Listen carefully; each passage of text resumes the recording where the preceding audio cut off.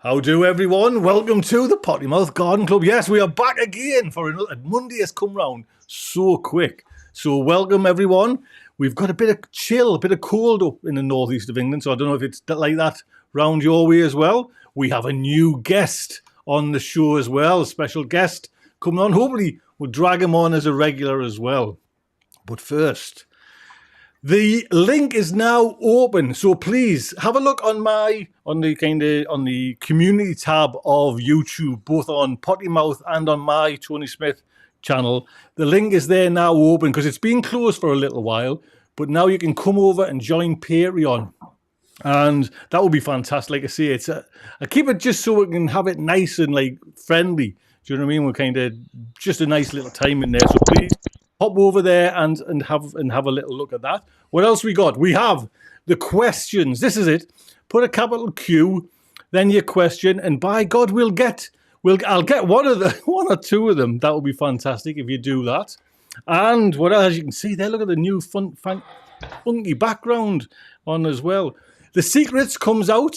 That's getting big. That's nearly getting big as the main show, The Secrets Behind the Shed, which we've just been doing today, which comes out on Friday as well. So that'll be great. Please subscribe to the greatest garden chat show. We gardeners question time. Who are them? Who are them, man? That is.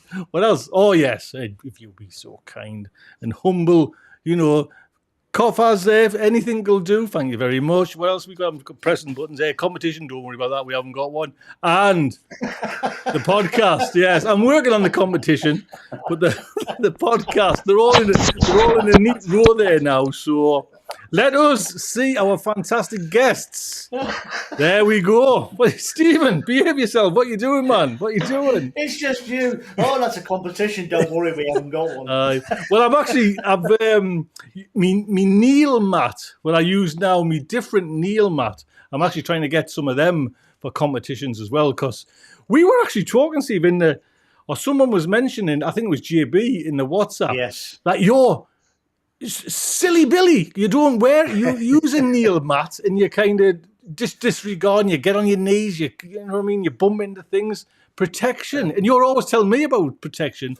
Now, I have got to have Neil mats. Why don't you use a Neil mat?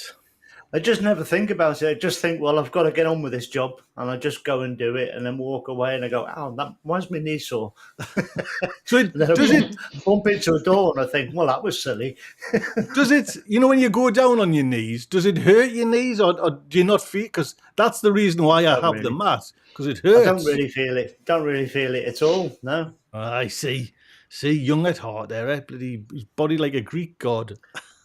Don't look a day over 73. I know. I was going to say 72 there to be kind, eh? Oh, well, that's very nice, yeah. Hannah, how are you? Back again? How are you?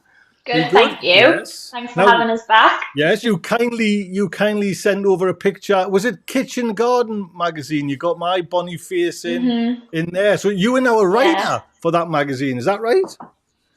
I am, yeah. I'm going to be writing monthly articles. Oh, monthly articles, and you got this Bonnie lad on in ink. So thank you very much for that. Are you good? Are you well?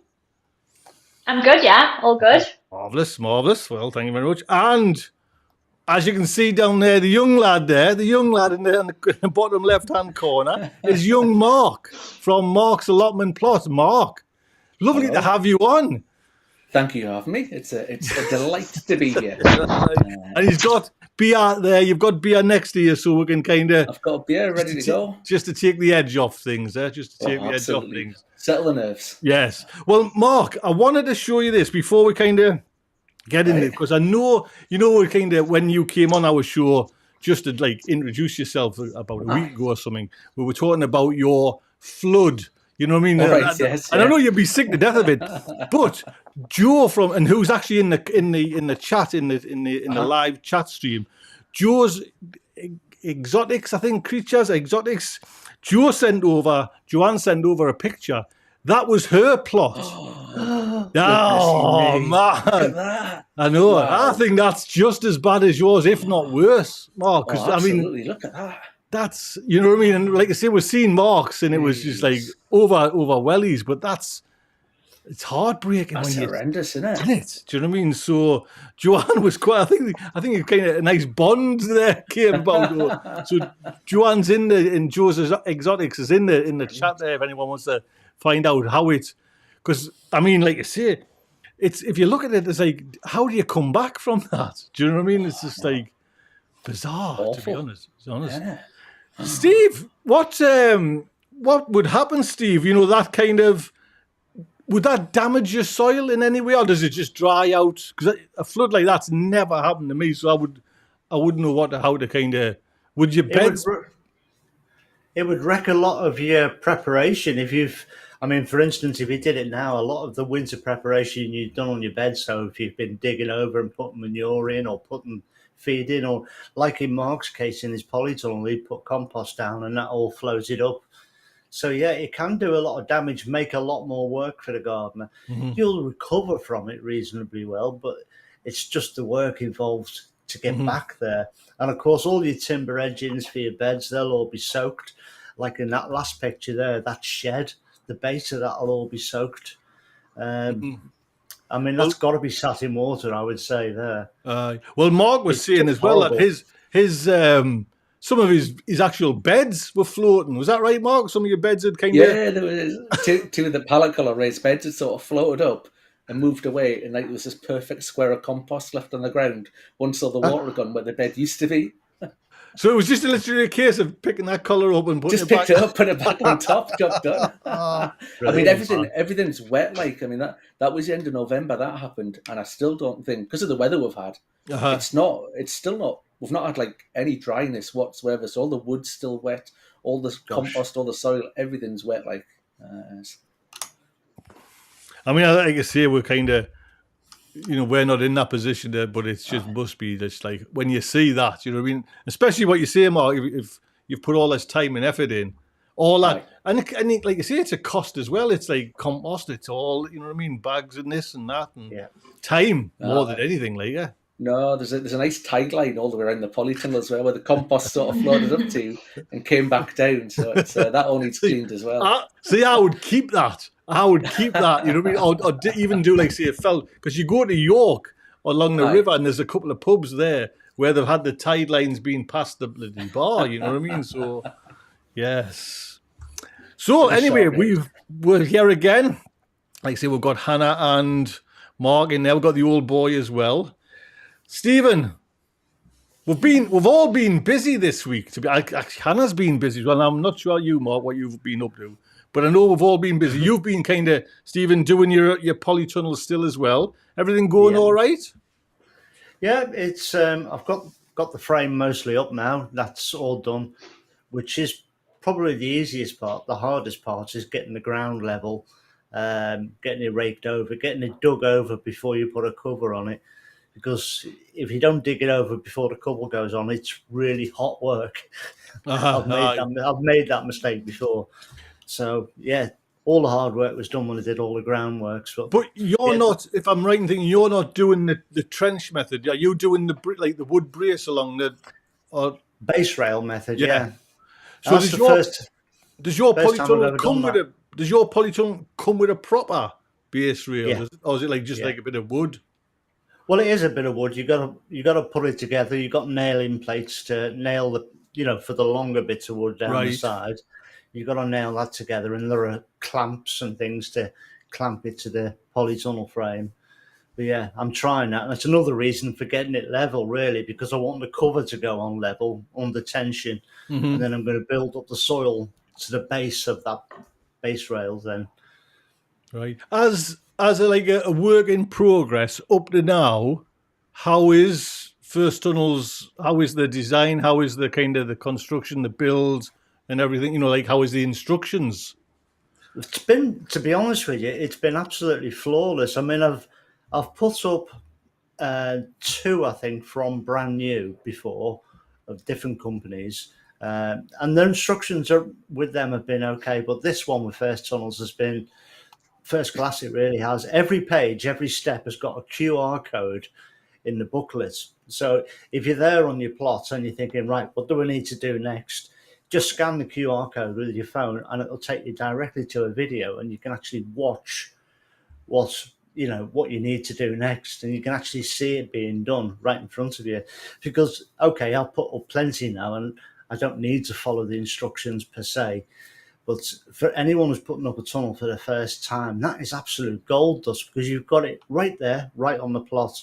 You don't even have to watch a video at home and then go to the plot and think, what do they say there for step 3?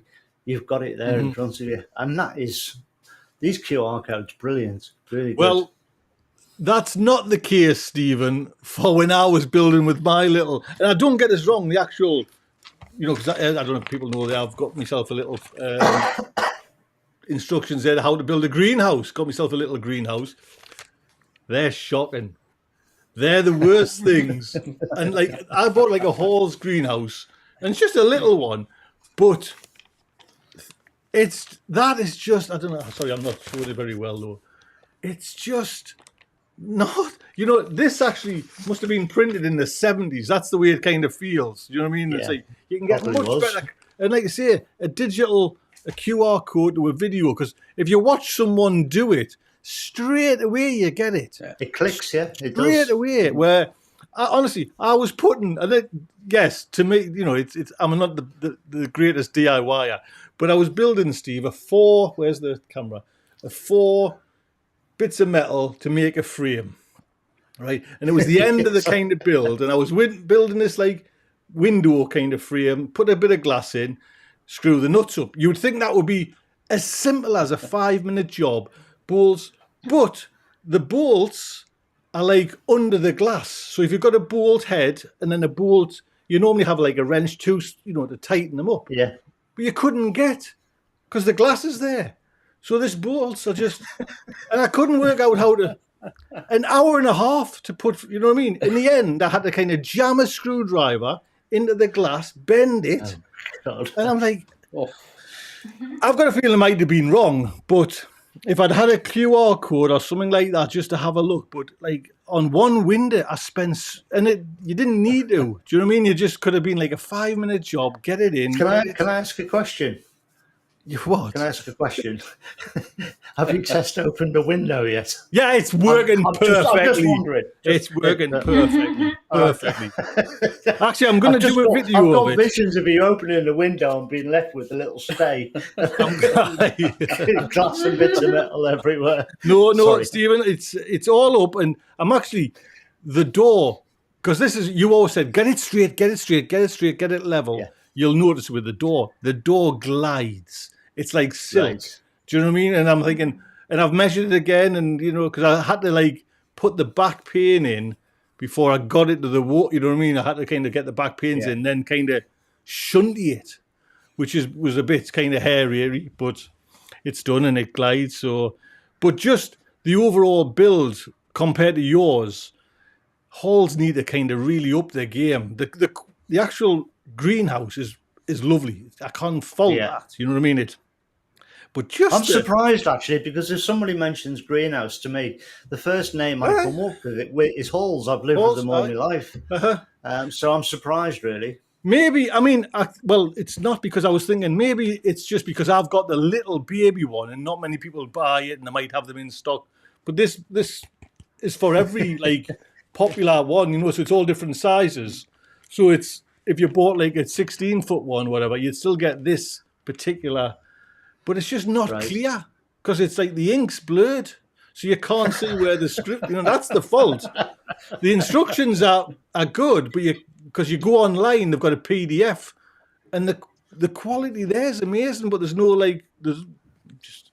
anyway, that's me rant. That's me rant. The actual greenhouse is lovely. Whether I'll be able to put it to its best use, that's a different kettle of fish. We'll get you trained up on that. That's a different kettle. Can I ask, is it active? I ask what you've called it? I forgot it. Yes, it is called, in honor of the big fella there, it is called Little Steve. So I'm calling my greenhouse Little Steve. And I've said some jokes, and I'm not going to say them on air, but Steve knows the jokes I'm saying. But I'm not saying any more of them jokes, Steve. There's no more jokes, but it is Little Steve, and I'm dying to get, because now I'm kind of badgering the daughters man, because he's an electrician, to get some power in there because, Yeah. and actually, that is our first question, Stephen. Let me just put Jarrett Thomas. I don't know if I'm saying Jarrett's name correct. 1 second, I'll pop it up there. I have loads of onions on the windowsills and leeks. Can I put them in the greenhouse yet, Stephen? Yes. Would that be? Yes. I'm guessing. Let's say no heat, because it's still okay to go in with no. I mean, mine are in the polytunnel, I guess. So Yeah, get them in an unheated greenhouse is perfect for them. Germination is anywhere around sort of 13 degrees, which is cool anyway. But yeah, then get them into a cold greenhouse, as they say, or polytunnel, and you should be fine. have you got yours, Stephen? Have you got, because yours has been germinating now? No, you're still having trouble. Oh, bloody hell! No, I've got some. I've got some to repot. I mean, I don't grow a great deal of onions anyway. I'm mostly focused on the shallots anyway, but I've got enough. I just need to pot them on now. So I'm quite a way behind where I'd normally be. But well, funny enough, Stephen, I've seen the state of your polytunnel was rather embarrassing. There was cardboard everywhere, for God's sake. I was just like, cardboard and rubbish and stuff. Yeah. It's surprising, mind you, talking about cardboard, how much we actually do go, because I didn't recycle it, but then I've started now with the compost, the price of bloody compost. Now I'm going to start making my own. They do not, that brown cardboard, you know what I mean? A few boxes from Amazon, and you've got enough, you know what I mean? And no, it soon builds up, it really does, yeah. Right, we talked about bills. Hannah, you've started. Now, where have I got? There we go. So you're starting. You've got a polytunnel as well, Hannah. Is yours a first tunnels, or what makes yours? Northern polytunnels. Northern polytunnels. You know when they say northern, are they kind of northeast? Are they, or? I think they're based in Lancashire. Right. The guy who delivered it had an accent from down there, so I think they're from there. He said he'd come from the main base as well, so I think that's where they're based. So they deliver all over. When is that where we're up to now? Because I know you've been clearing it. Is this your allotment? Is that your allotment in the back? And I guess that's your green. So I've got like a full plot. So basically, like from where the arches are, that's like the end, and then it goes like a bit further beyond the photo as well. Right. And what about to the say the our left, looking at it there now? Is that? Yeah. It's about basically there. I'm stood like in the middle of the polytunnel, where it will be. So it's about 10 foot the other way as well, maybe 12 foot.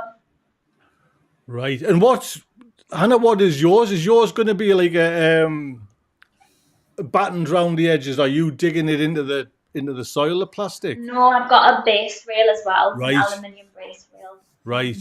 So where is that? Where you still are at the moment? Then empty? No, more's been done since then. Oh, right. On the stage of like ready to level the ground. The polytunnel is still like in the box. It hasn't came out of the box yet, but it'll get there. Because hopefully by the end of the month it'll be up. You were mentioning though them. You've got on yours anchor screw. Is it anchor screws? Is that right? Yeah. Right. And then I can't remember what Steve had, but I know we're kind of on about base plates, kind of digging them in base plates. Can you get base plates, or are you just going to keep on going with the anchor? I think I'm just going to go with the anchor screws. I've got like really clay soil anyway, so it's like quite compact. We've tried not to sort of dig up the soil at all where the like edges of the polytunnel are going to be, so hopefully it'll be all right. Right. Yeah. How many? So you've got obviously the four corners. How many hoops have you got as well, or how many hoops? 5. So it's 20 foot by 14.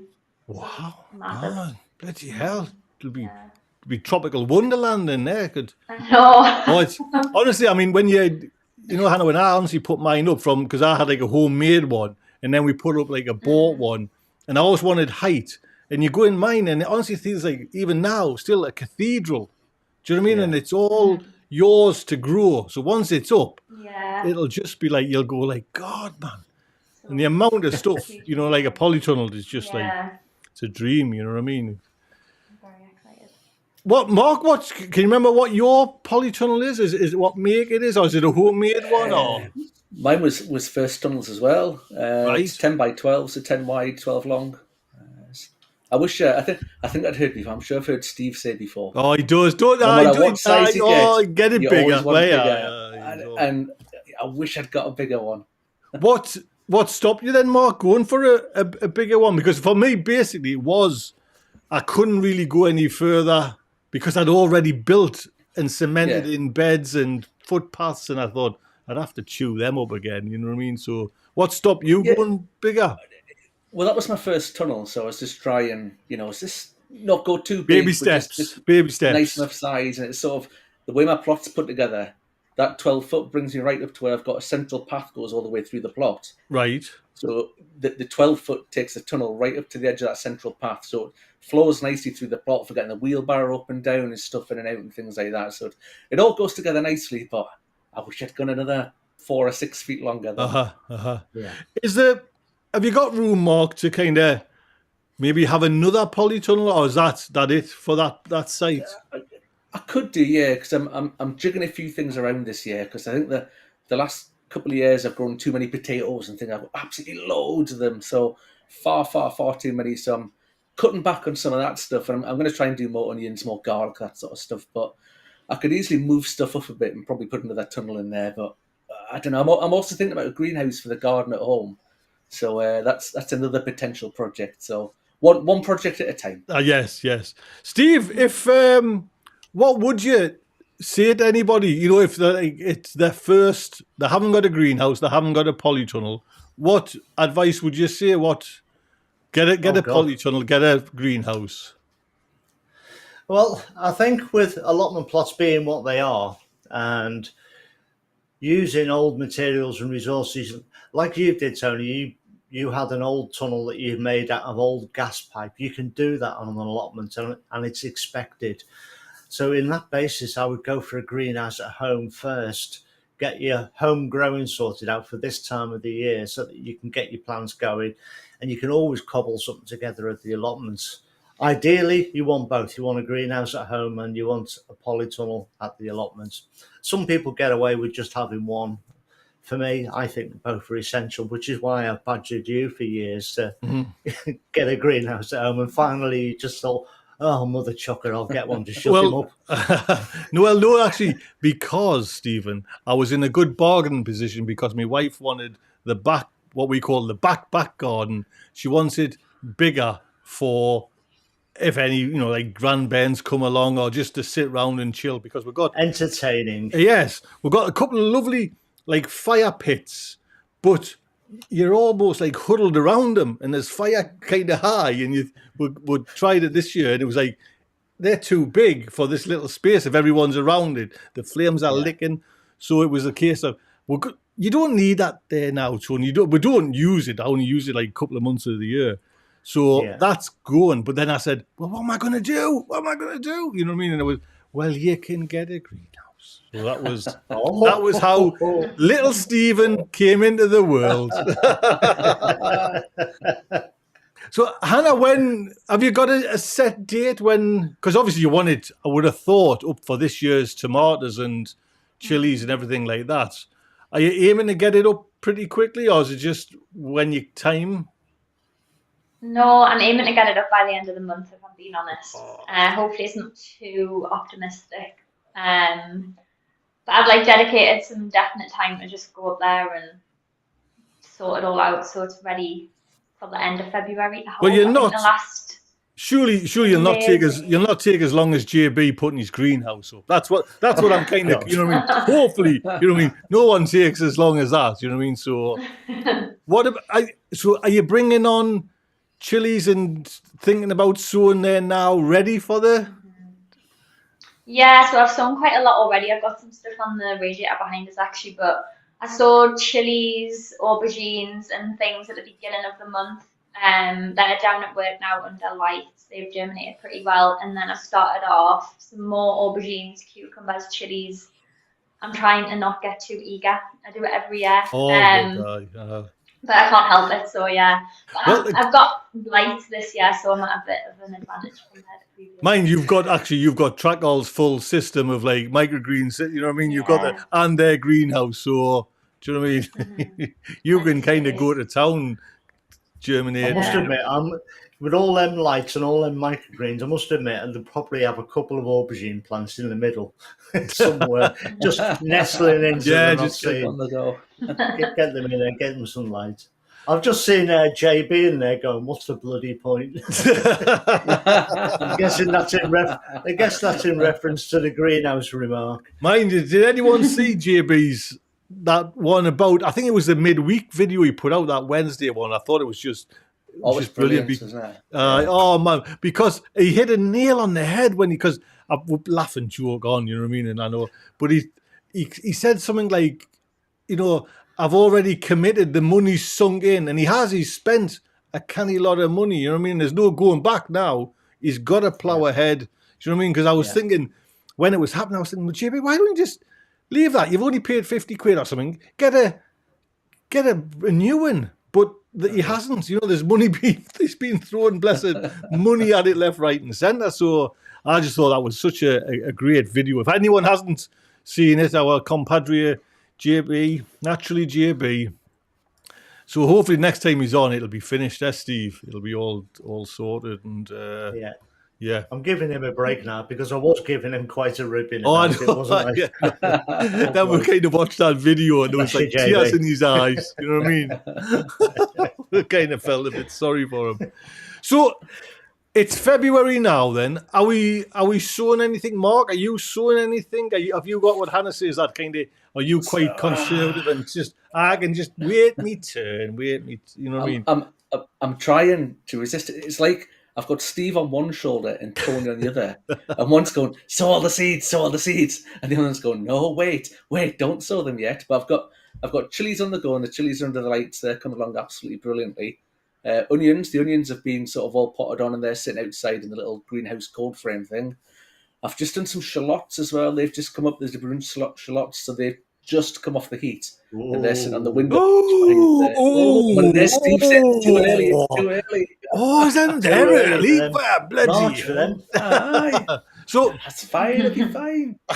Why? I'm sure they will. No, why is it then, Steve? Why not do them early? They've come up there now. You'll get a quicker harvest. Why wait till March for like an onion, an allium, variety? Just because that's when you're supposed to. Because Grandad did. That's why. Because bloody Grandad did. My Grandad never sowed shallots. I don't think I ever saw him growing shallots. It was all onions then. So no, he never did them.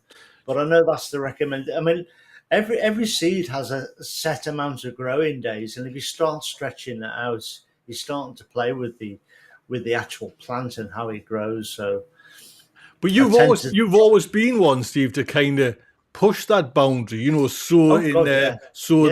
I'm going to sow in winter tomatoes. I mean, that's. I was pushing it in my last video. I was sowing radishes 2 days ago, for heaven's sake, and I was sowing it, and my ground outside was frozen.